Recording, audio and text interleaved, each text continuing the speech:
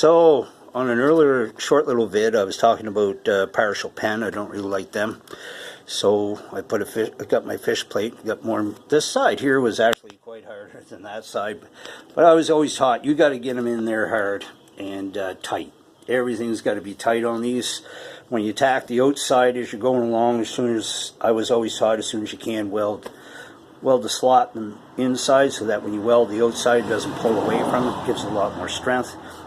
And that's about it. So when it gets a flap disc, I've got to blend in all the edges and stuff like that, and so there's no notches and that for the flex that's in it. But I think we're okay. So anyway, have a great day.